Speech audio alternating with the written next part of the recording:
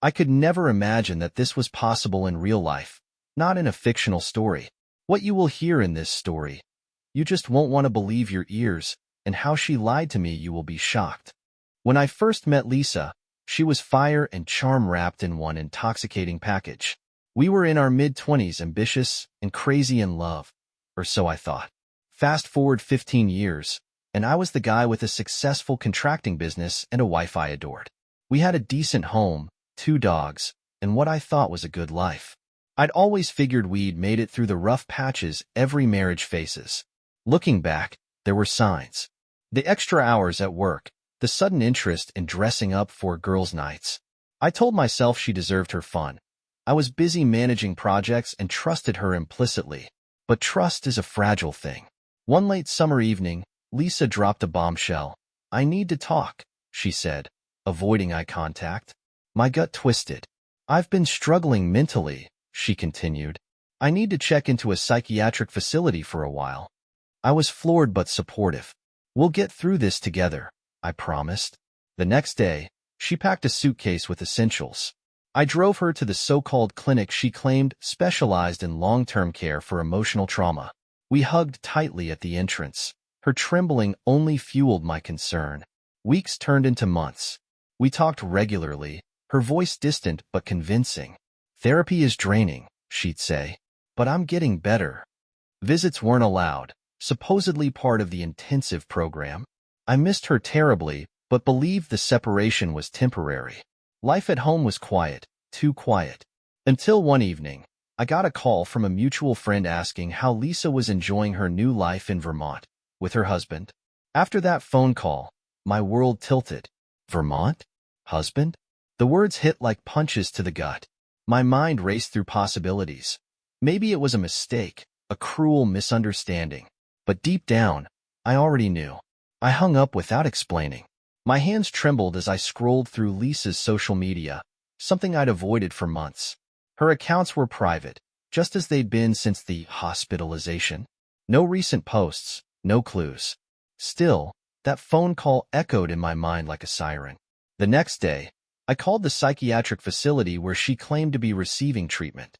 A polite but puzzled voice responded, "I'm sorry, sir. We don't have a patient by that name."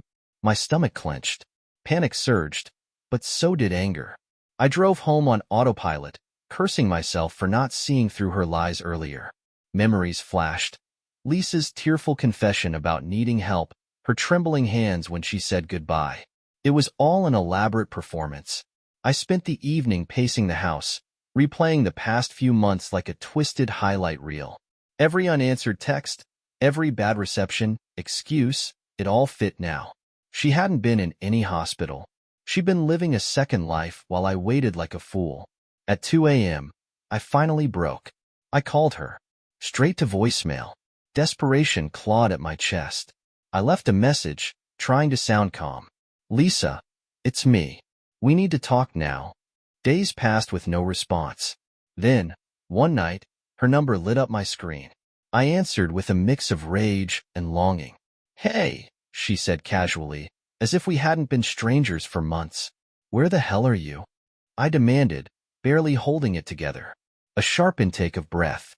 "I'm still in treatment," she stammered. "It's been really intense." "Don't lie to me." My voice cracked. "I know you're not in any clinic. Someone told me about Vermont." "About him?" There was stunned silence on her end. Then, her voice hardened. "You had no right to pry." I couldn't believe her audacity. "Pry? You faked a psychiatric admission and disappeared. What was I supposed to do? Send you flowers?" She sighed, exasperated, as though I was being unreasonable. "It's complicated," she muttered. "No," I said, shaking with anger. "It's betrayal. You left me." What she said next shattered what little hope I had left. "You were always so predictable." I hung up, my heart pounding, realizing that the woman I loved was gone, if she ever really existed. After that call, my entire reality felt like a cruel prank. Predictable. That word gnawed at me like rust on steel. It wasn't just her infidelity. It was the way she'd coldly dismissed everything we'd built. Our marriage, our shared life. It was all just predictable to her. I couldn't sleep that night. Memories flooded my mind. The nights she'd held me close, whispered promises of forever. Every laugh, every intimate moment felt tainted now, a hollow performance from someone who had mastered the art of deception. The next morning, I made a decision. I wasn't going to let her rewrite our history. If she thought she could vanish without consequences, she had no idea who she was dealing with. I hired a private investigator. His name was Sam, a no-nonsense former cop with a grizzled face that looked like it had seen one betrayal too many. After hearing my story, he shook his head slowly. "I've seen this before," he muttered. "Let me do some digging." Days later, Sam called back. "Got something," he said grimly. "You were right. She's in Vermont. Married to some guy named Travis Reynolds. They tied the knot 6 months ago." I nearly dropped the phone. 6 months? That meant she was already married while she was supposedly admitted. She didn't just cheat. She built a new life while keeping me on standby like an old coat she might want back someday.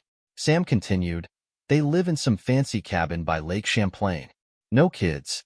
He runs some real estate business, and she's listed as his business partner." I clenched my jaw, feeling sick. Business partner. Wife. Everything she had pretended to be with me, she was now living with this Travis guy. "Want me to keep digging?" Sam asked cautiously. "Yes," I hissed.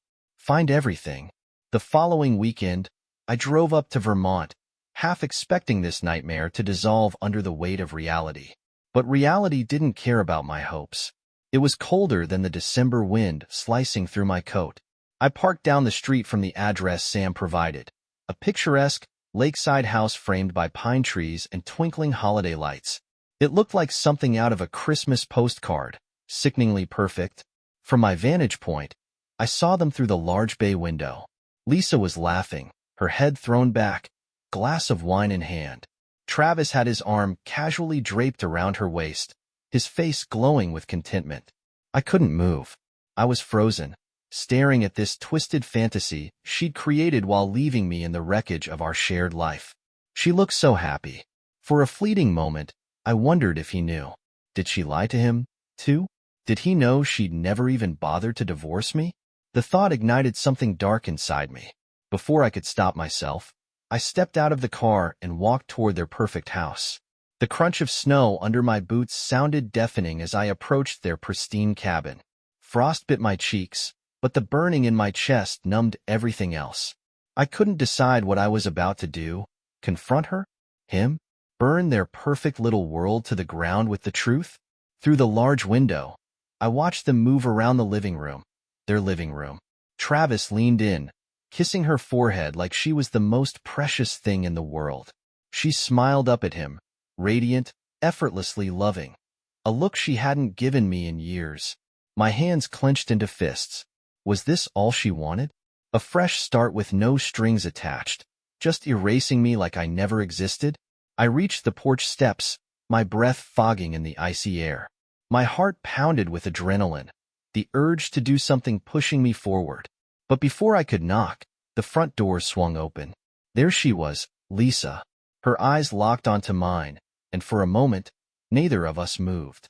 Her face drained of color, recognition flickering in her widening eyes. "David," she whispered, her voice trembling. I stared at her, taking in every detail. Her perfectly styled hair, the cozy sweater she wore like she belonged in a holiday catalog. She looked exactly like the woman I'd loved, but she wasn't. "Surprised to see me?" I asked, my voice icy. Before she could respond, Travis's voice called from inside. "Babe, who's at the door?" Panic flashed in her eyes. "Go inside," she hissed through clenched teeth, stepping onto the porch and pulling the door halfway shut behind her.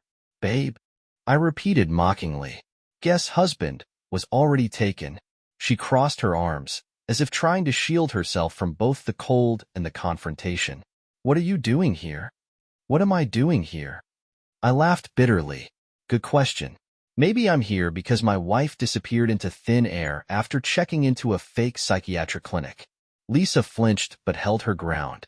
"You don't understand." "No," I interrupted sharply. "I understand perfectly. You lied. You played me. And now you're here, playing house with him like I'm just nothing. She took a shaky breath. I didn't plan for this to happen. I stepped closer, lowering my voice. Do you even hear yourself? You married another man while still married to me. How do you plan something like that? The front door creaked open again, and Travis appeared, his brow furrowed in confusion. Lisa? Who is this? For a second, she looked terrified, like a cornered animal caught in its own trap. Then, with a sudden, chilling calm, she smiled faintly. This is David, she said, her voice strangely steady. He's an old friend. An old friend? I repeated, venom lacing my words. My fists clenched, the urge to expose everything surging through me like fire. Lisa's calm facade barely held, but her eyes were pleading. Don't. Travis stepped forward, extending a hand, oblivious to the storm brewing between us. Hey man, I'm Travis.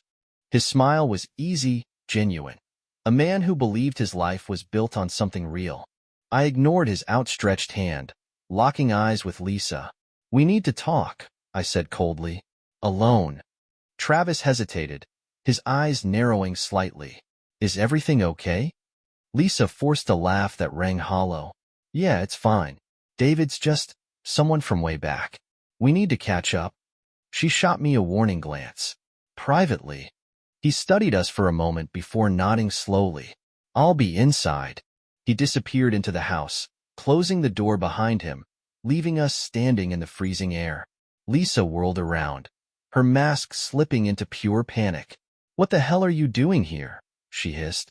I took a menacing step forward. What am I doing here? What are you doing, Lisa?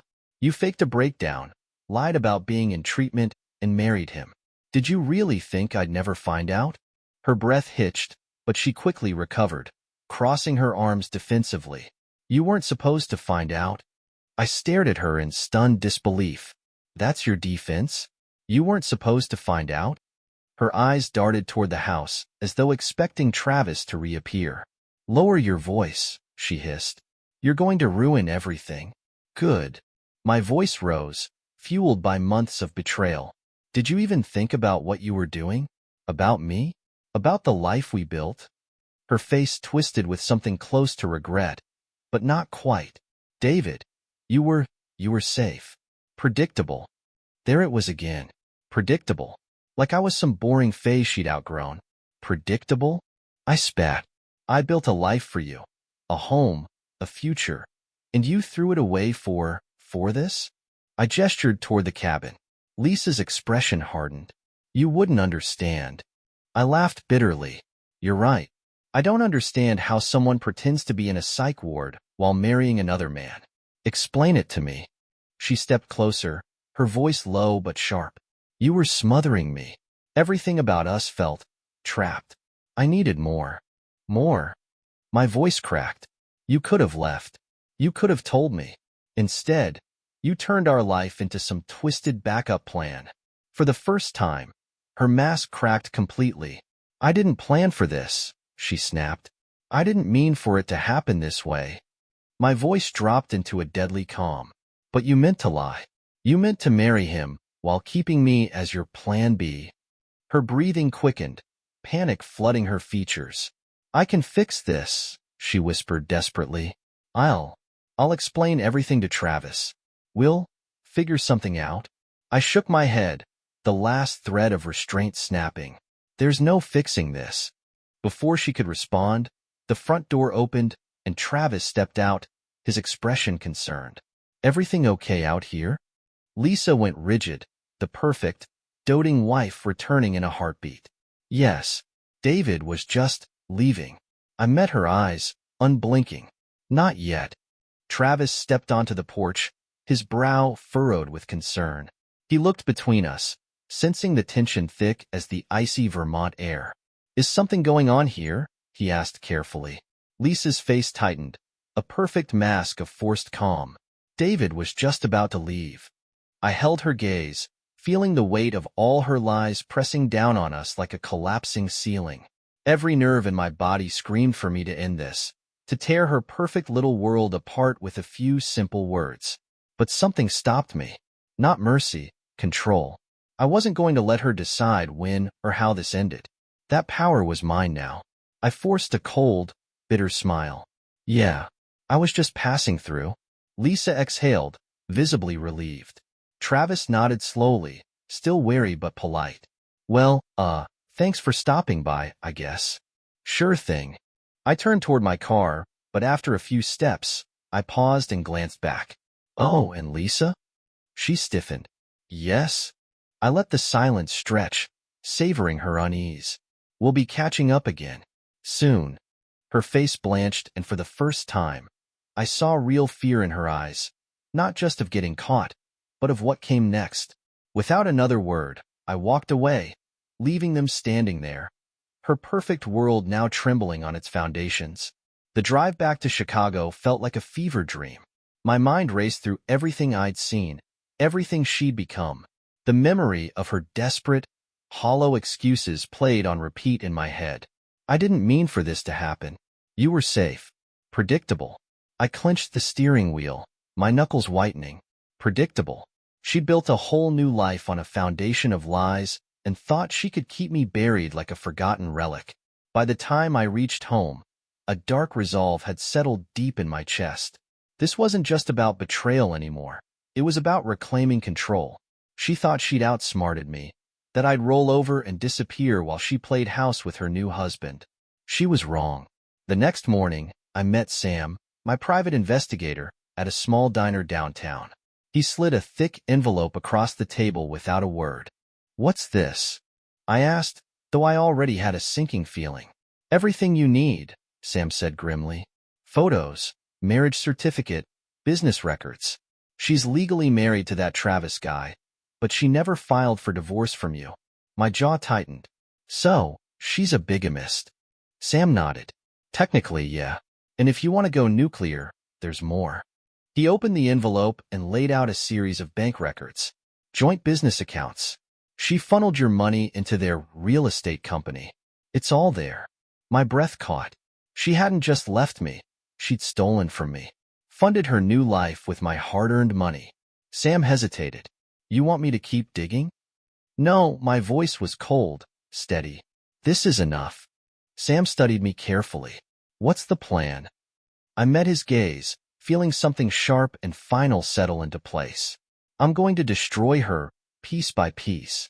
For the next few days, I moved with a singular focus, fueled by a cold determination.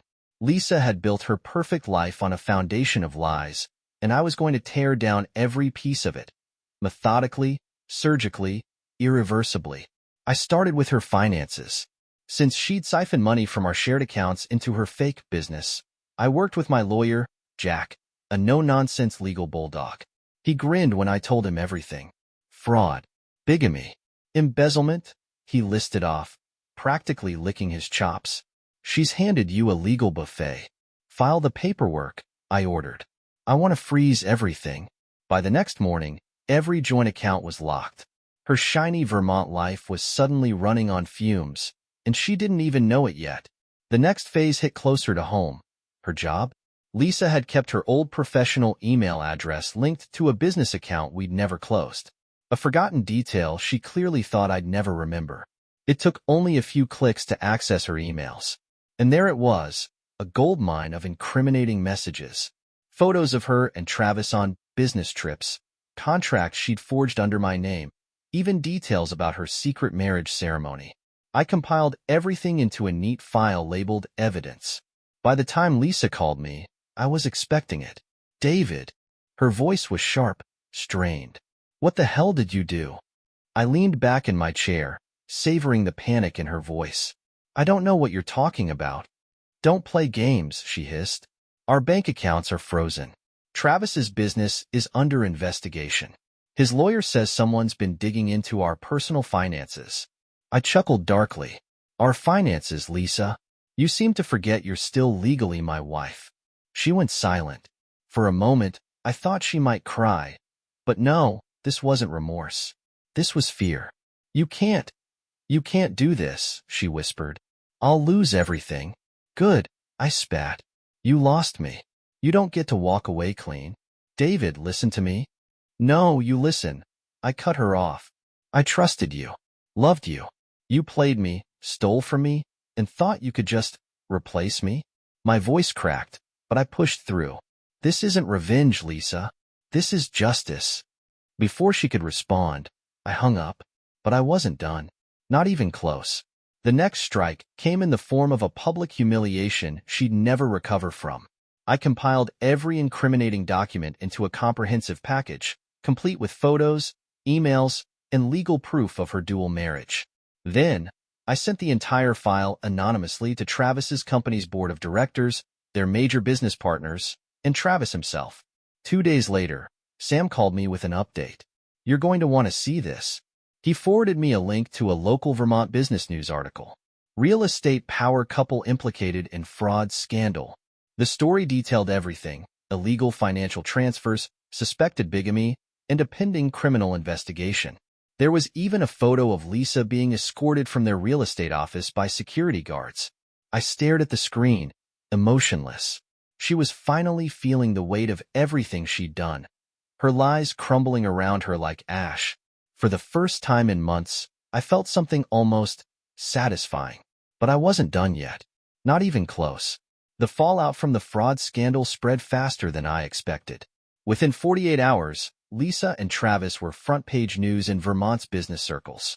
Social media lit up with gossip, speculation, and outright condemnation. I couldn't look away as their empire collapsed brick by brick. Travis's company issued a cold, professional statement distancing itself from Lisa and quietly announced his resignation due to personal reasons. No doubt he'd learned the full extent of her betrayal by then. I imagined his reaction when he read the marriage certificates, when he realized the woman he loved wasn't legally his at all, but still my wife. I wondered if he'd feel the same gut-wrenching devastation I'd felt. The next phase was personal. Sam called again, his tone sharp. David, you're going to want to hear this. He'd been monitoring Lisa's movements since the story broke. She's still staying in the cabin, he said. But Travis moved out. That news hit differently.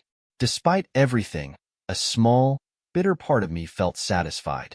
He had finally seen through her lies, just like I did. Later that week, I got a call from an unknown number. I almost ignored it, but instinct made me answer. David. Lisa's voice was hollow, cracked. Gone was the sharp-edged confidence she'd wielded like a weapon. Why are you calling me? I asked coldly. I lost everything, she whispered. Travis, he left. His company cut me loose. My accounts are frozen. My reputation's destroyed. I have nothing. Her words hung in the air, weighted with desperation. Good. She deserved this. Every bit of it. I didn't think you were capable of this, she continued, her voice trembling. You were always so kind. I let out a bitter laugh. You thought I'd just disappear? Roll over while you stole from me, lied to me, married someone else? I was wrong, she whispered. I was so wrong. Silence stretched between us, raw, electric.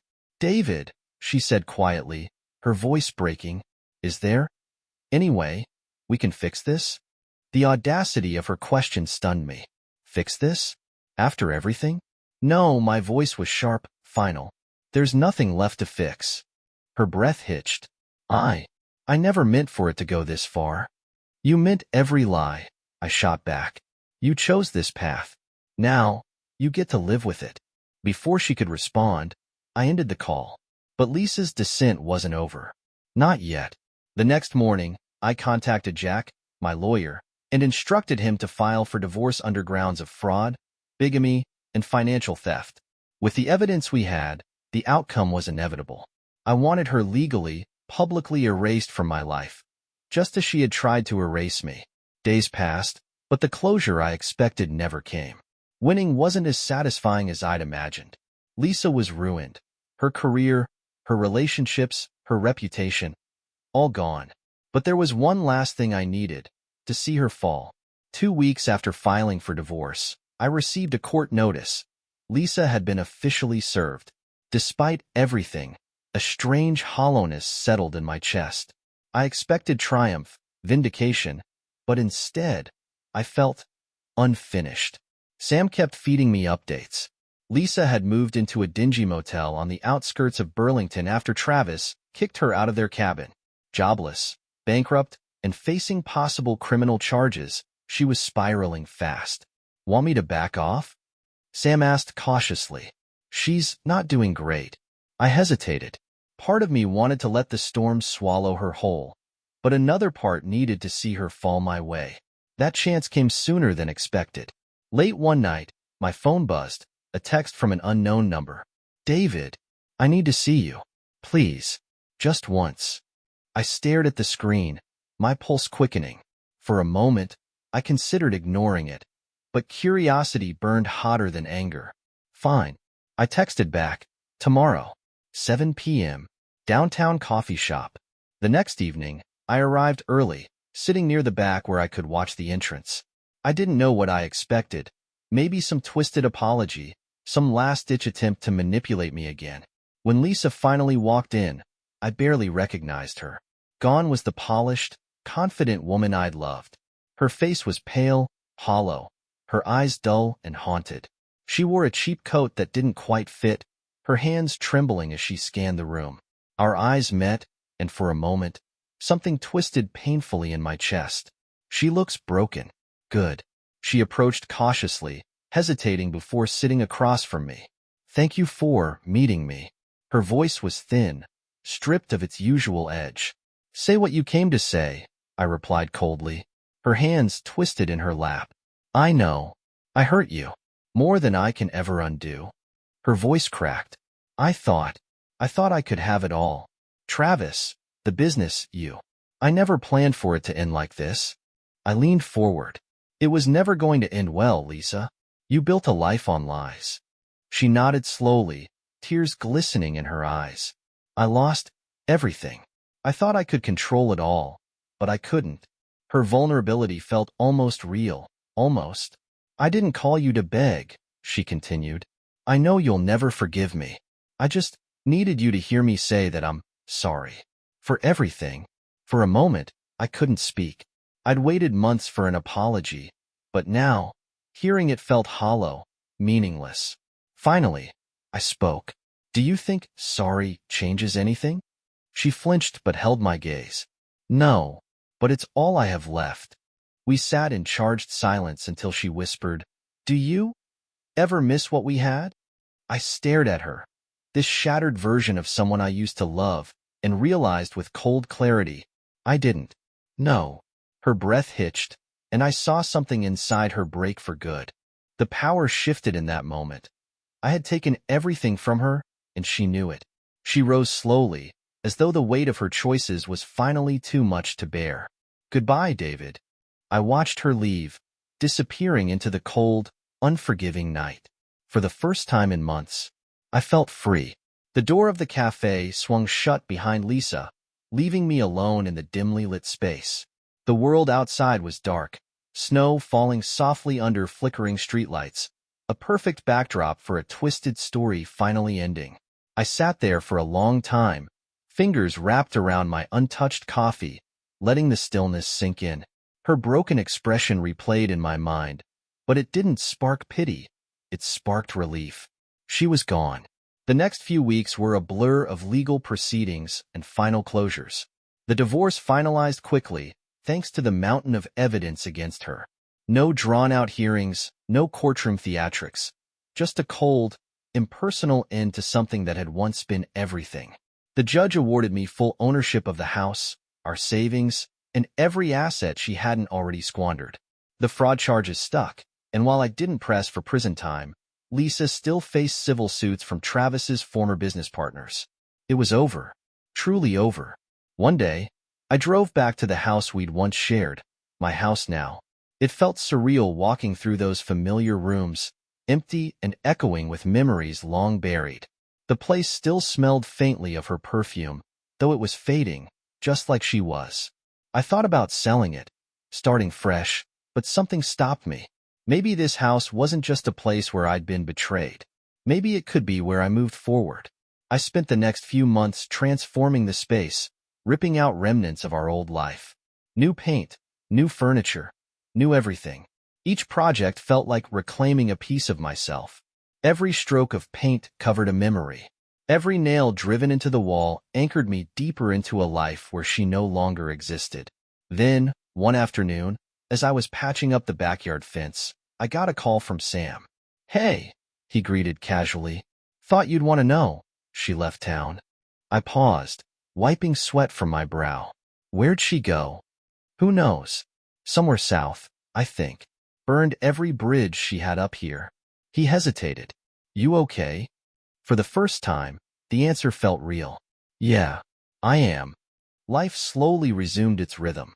Work kept me busy, friends filled the quiet spaces, and the darkness Lisa had cast over my life finally began to lift. One evening, months later, I was walking through the city when I passed a small art gallery. The soft glow from inside drew me in. The paintings were vibrant, full of life and emotion, raw, real. As I admired the work, a voice interrupted my thoughts. "Beautiful, aren't they?" I turned to see a woman with kind, curious eyes. She smiled warmly, extending a hand. "I'm Rachel, the gallery owner." "David." We shook hands, and for the first time in what felt like forever, the past loosened its grip on me. Maybe this was what moving on really felt like. Not erasing what happened, but learning to live beyond it. And just like that, I finally let her go. Meeting Rachel was unexpected, an unplanned detour in a life I thought would remain solitary for a long time. She was warm, grounded, with a quiet confidence that drew me in without effort or pretense. After that first meeting at the art gallery, we started seeing each other occasionally, casual conversations over coffee, dinners that stretched into late-night walks. It wasn't romance at first. It was something simpler, connection. Rachel never pried about my past, though I knew she could sense there was a story buried beneath the surface. I appreciated that, being seen without being interrogated. It felt safe. Weeks turned into months, and for the first time in what felt like forever, my life began to feel normal again. Or maybe something better than normal. I worked, I laughed, I lived, things I hadn't done in what felt like years. One afternoon, Rachel invited me over to her place, a cozy apartment above the art studio she ran. The air smelled like fresh paint and lavender, and the walls were adorned with stunning artwork, some of which she'd painted herself. As we sipped wine by the window, watching the city lights flicker, she finally asked the question I'd known was coming. "David, what happened to you?" I set my glass down, heart pounding. Part of me wanted to deflect, to bury the past deeper, but she deserved the truth. I deserved to be free of it. So, I told her. Everything. The lies, the betrayal, the fake psychiatric stay, the secret marriage, the legal revenge I'd carried out like a war campaign. Her expression shifted from shock to sadness, but never pity. She listened without interrupting, her gaze steady, warm, but never judgmental. When I finally finished, the room felt heavy with the weight of my confession. I braced myself for awkwardness, discomfort, maybe even rejection. But Rachel just reached across the table, placing her hand gently over mine. "You've been through hell," she said softly, "but you're still here. That means something." Her words hit deeper than I expected. For the first time, I realized that survival wasn't just about getting through something. It was about becoming something stronger on the other side. From that night on, Rachel became more than just a comforting presence. She became home. We moved in together 6 months later. I sold the old house, finally ready to let go of that part of my life. With her help, I built something new, something real. One summer evening, a few years later, I got an unexpected piece of mail, a battered envelope with no return address. Inside was a single sheet of paper. "I'm sorry for everything. I hope you found peace. Lisa." There was no explanation, no plea for forgiveness, just 7 simple words. I stared at the note for a long time, my emotions strangely calm. She was gone, truly gone this time. Whatever closure she'd been searching for, she would have to find on her own. Without another thought, I folded the note and tossed it into the fireplace, watching the flames consume the past one last time. As the fire crackled softly, Rachel appeared behind me, wrapping her arms around my waist. "Everything okay?" she asked. I smiled, pulling her closer. Yeah, it is. For the first time in my life, I was free. Time passed, and life unfolded in ways I never thought possible after Lisa's betrayal. With Rachel by my side, I found a peace that no amount of revenge or justice had ever brought me. She reminded me that trust wasn't some fragile thing doomed to break. It could be rebuilt, stronger than before. We traveled together. Weekend getaways to the mountains, spontaneous road trips where the journey mattered more than the destination. Each shared memory felt like another brick in the foundation of something real. One autumn evening, we found ourselves walking along the lake near our home. The sunset bathed the water in shades of gold and crimson, and the air smelled of falling leaves. As we paused by the shoreline, I reached into my coat pocket and pulled out a small velvet box. Rachel's breath hitched when she saw it, her eyes wide with surprise. "I've spent a long time running from my past," I said, voice steady despite my racing heart. "But with you, I'm not running anymore." I dropped to one knee, opening the box to reveal a simple but elegant ring, a symbol of everything we'd built together. "Rachel, will you marry me?" Tears filled her eyes as she nodded, her voice breaking. "Yes, absolutely yes." I slid the ring onto her finger, feeling the final remnants of the past dissolve into nothingness. This was our beginning, our story. 2 months before our wedding, life threw me one last curveball. I was at work when Sam, my old private investigator, called unexpectedly. His voice was tense, almost apologetic. "David, you're not going to believe this." I braced myself. "What is it?" "It's Lisa." I hadn't heard her name in years. The memory of her felt distant, almost irrelevant, but hearing it still sent a chill down my spine. "What about her?" "She's back in town." I clenched the phone tighter. "Why?" "Not sure. Looks like she's trying to restart her life. Got a low-level office job at some temp agency. She's not doing well." I exhaled slowly, a strange mix of emotions swirling inside me. Pity, anger, indifference. She was just someone now, a distant figure from a life I no longer lived. "Thanks for the heads up, Sam, but I don't care what she's doing." "You sure?" "Yeah," I said firmly. "She's nothing to me now." Sam hesitated. "Good, but you should know she asked about you." That hit differently. "What did she say?" "She asked if you were happy, and if you ever forgave her." I stared out the window, the world beyond blurring into shades of gray. Forgiveness. A concept I thought I'd buried long ago. "Tell her. I moved on," I said quietly. "That's all she needs to know." 2 weeks later, I received another envelope in the mail, plain and unmarked. Inside was a short letter, handwritten in familiar, slanted script. "David, I know you don't owe me anything, and I don't deserve forgiveness, but I needed you to know that leaving you will always be my greatest regret. I hope you found happiness, and that someday you can remember the good parts of what we had. Lisa." I folded the letter carefully, setting it aside. It didn't matter anymore. Not really. But there was something freeing about finally understanding that the past no longer held me hostage. That night, I told Rachel about the letter. She listened, her eyes warm and steady as always. "What are you going to do with it?" she asked softly. I smiled faintly. "Nothing." Lisa was gone. Not just from my life, but from my heart. There was no bitterness left, no unfinished business, just a chapter closed, for good. Rachel squeezed my hand gently. "Come to bed." As we lay side by side, her fingers intertwined with mine, I realized that the best kind of revenge was never destruction, it was freedom. And I was finally free.